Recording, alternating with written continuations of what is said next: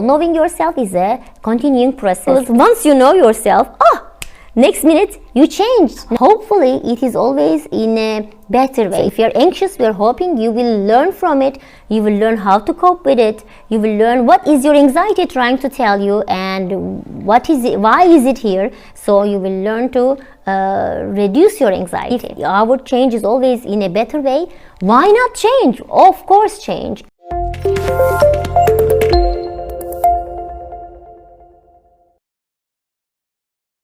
Hello, hi everyone. I hope you are having a great day wherever you are in the world. I hope your vibe is high and you are enjoying or trying to enjoy your day at least. Or if you're not enjoying, I hope I will bring you a little bit of happiness or a little bit of knowledge with my video. That is all my intention. Okay, today we will gonna talk about our identity. How much do we know about our identity, or how do we define ourselves? This is especially a very common question coming from our teenager clients or our young adults, but also in every phase of our life, it is a question about how much do I know myself? Is there a better way to understand and know myself? Or sometimes we come with sentences like, I know myself very well, I would never do that. And then sometimes also with the phrases we are coming like, oh, I never expected that from myself. How did I do that? I have no idea.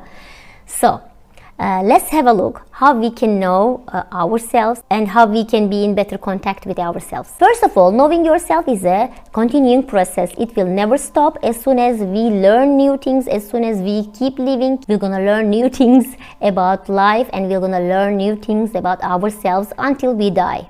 Even at the last moment, we will be learning. Of course, one of the first things about knowing yourself is knowing about our capabilities. And of course, there are many ways of knowing or learning about our capabilities. It might be our physical capabilities, it might be about our behavioral capabilities, emotional and thinking.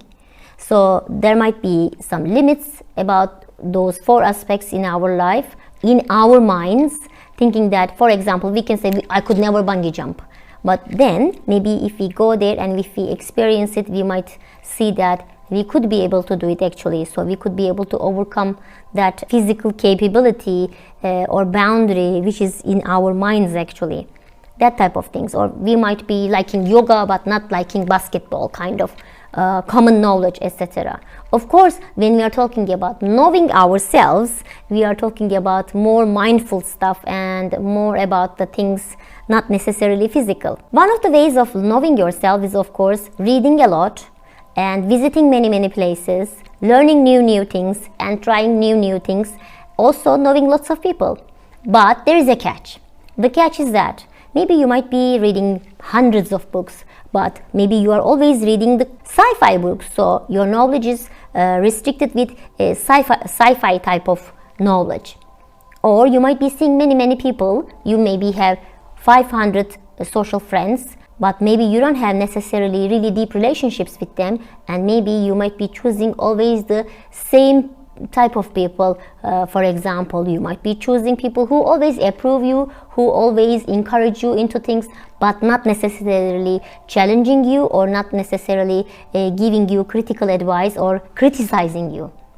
So there you go. Then again, it is a one-sided type of thing. So we cannot necessarily say you are learning many things from that relationship as well. And you might be going to many places. You might be visiting new places, trying new things. But let's say you only go to Europe and USA. Then your knowledge is again restricted to these Western countries. So you never have been to Japan. You have never been to Vietnam, which is totally, entirely different type of scenery, entirely different of culture, entirely different type of doing and knowing things.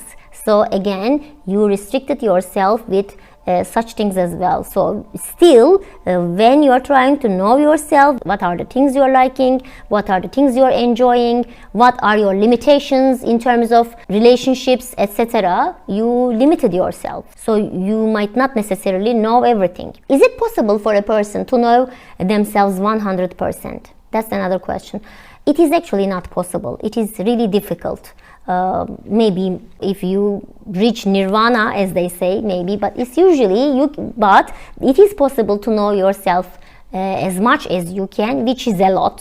And there is another aspect on that, which is, do not forget, you are also changing. You are also changing. So it is difficult to know yourselves, because once you know yourself, next minute you changed. Now you are another person. So you know how they say our cells are renewing all the time. So our old cells are dying, and in couple of years actually we are a brand new person, like organically. So it is something like that, I think. So in your childhood you might know yourself, but then you change, you experience different things, you experience heartache, you experience tragedies, traumas maybe, and then you change quickly, and then when you are 20 you are an entirely different person, and then again you go to university, this happens, you change country, etc., etc., you change again. So every time you change until you die. Every day you are a new person, especially if big events happening in your life, big challenges and changes happening in your life. That also makes for the person to know themselves in every aspect, like how am I thinking, how do I act in which situation, what type of people I like, what type of things and places I like, is changing. Then, is it a bad thing? In my opinion, it is great. It is not a bad thing. It is good that you learn new things about yourself every day. The only thing that might be a concern is, hopefully it is always in a better way. The change is always happening in a better way. So if we are depressed, we are hoping that you will be less depressed tomorrow. So if you are anxious, we are hoping you will learn from it. You will learn how to cope with it. You will learn what is your anxiety trying to tell you, and what is it, why is it here. So you will learn to reduce your anxiety. So that type of knowledge is important. If we can address all these, and if our change is always in a better way, why not change? Of course change. It means that you're growing, and growth, development continues until we die. So that's a good thing. So what have we talked so far? We talked that it is difficult to know ourselves because we are always changing. We are changing with the many things happening to us. Also in other things, our social environment, our physical environment also changing constantly. So it causes us to change, which is a good thing, again, as I said, as soon as it is on the positive side. It is also if we have experiences, if we read books, if we know people, it helps us to know us. But again, if it is one-sided, two-sided, if it is not in a wide range, in whole variety, then it also makes it difficult to know ourselves. So we should try to experience as much different things as possible in order to know ourselves better. And of course, always bear in mind, going to therapy of course helps us to know ourselves. This is the base of therapy. People come to therapy because they want to know more about ourselves, so they can make more sense of the life they are living. People want to make their life as meaningful as they can, and in order to do that, one of the best ways is to know yourself. The more you know yourself, the more you realize, I want this in this particular time of my life, and I'm going to do that, which is going to give me great joy. And maybe if I experience some challenge, it is also nice because I would be experiencing more learning. It will just add to my growth. So looking into things with this is going to help us tremendously. And therapy can help a lot to know ourselves. That is one of the reasons why I go to therapy, why I like to talk to therapists, and and also why I like to help people in my therapy room. Why? Because we are all craving to know ourselves. Why did I do this? What happened? I never thought that I was going to do such behavior in front of other people. Why did I suddenly started to talk like this? Why I suddenly started to change in that direction? What happened? When did it start? Why did it start? How can I change it in a positive way? Can I be a better version of myself? Of course I can. So, can we know ourselves without going to a psychologist? Of course you can. But maybe if you do it yourself, maybe it can take 100 days. But if I go to therapy, maybe it's going to happen in a couple of hours. So why not? Why not make it faster? It helps me to make it faster, to be honest with you. That's why I like to go and talk to my therapist. So I have been challenged by her questions, what is being asked to me, and then gives me the idea of I never thought like that, maybe I should, I never read about those, maybe I should, okay, when I read, okay, I see something different now, kind of. So it is always helpful, but it doesn't mean that you definitely necessarily have to go to a therapist in order to know yourself better. It depends. But if you're suffering from some mental health issue, like if you are feeling depressed, if you are feeling really down, unable to cope, and it is a very good idea to do it with the help of the therapist. Why struggle on your own when there is help, when there is someone who is eager to listen to you? Why not, isn't it? And then the ultimate thing, people are asking, people are coming, and they were like, okay, you are saying, you have to do variety of things, you do that, you come to therapy, but still some people are, they do the same things when they're 20 years old, same mistakes, and they do the same mistakes and same things and same pattern when they are 50 years old. Why is it? Why they cannot grow out of it? Because it is their comfort zone, because it is a choice. Maybe it is a subconscious choice, but it is still a choice.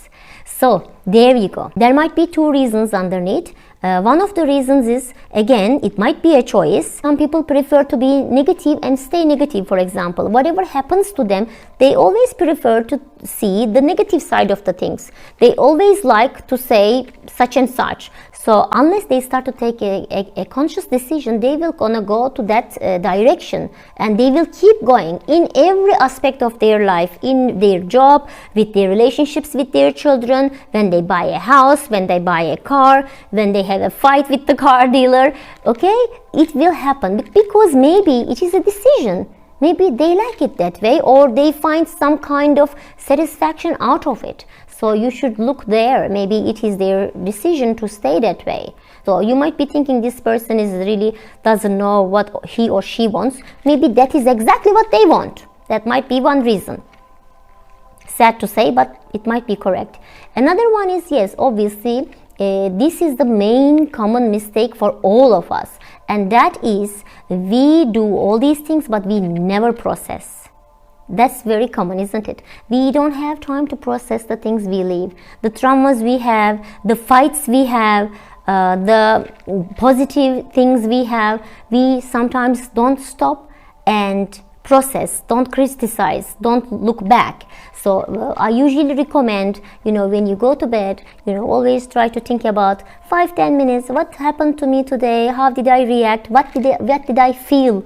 What was the highlight of my day? What was the happiest moment of my day? I usually tell it to my teenager clients. What is the highlight of my day? When was my happiest moment? When was my most anxious moment? Is there anything that I did new today? Was it exciting or was it scary? Kind of things. So you kind of start to put things into order.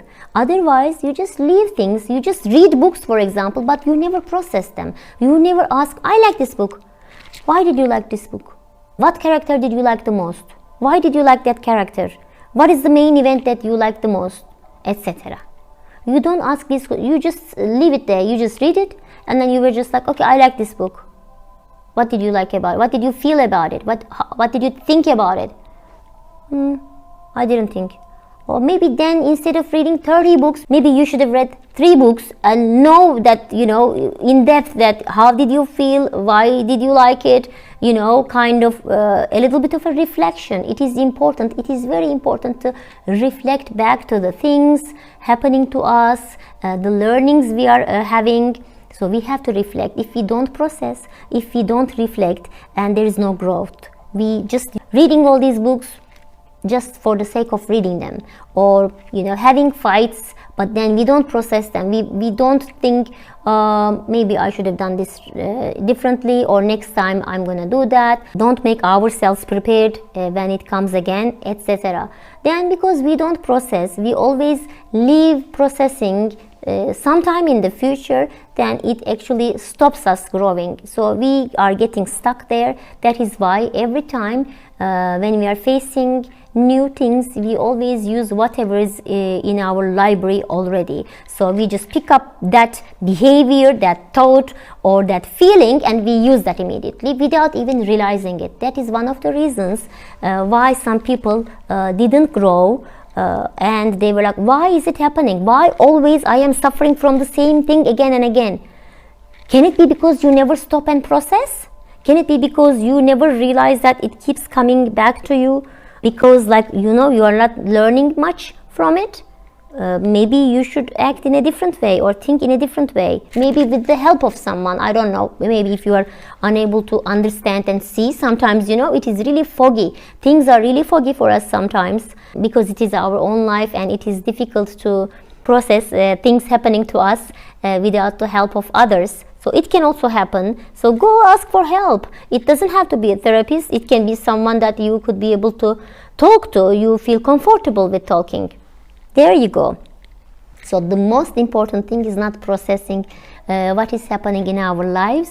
The more we process, the more we could be able to, categorize the things in our lives and be able to see the changes immediately, what is happening to us. And again, we are human. Things gonna change. We will gonna change. Hopefully, always, always, always in a positive way. This is the part of life. And we will know ourselves better. So I hope this answer is satisfactory. We will gonna talk about knowing ourselves. It is all there is anyway. Knowing ourselves, put a meaning to our lives with knowing ourselves and put a meaning to things happening around us. I hope you will have a lovely day, and I hope these days will gonna come to an end, and finally we could be able to do also face-to-face seminars again and other things, not just necessarily from the video camera. Have a good day. Thank you for listening. Bye bye.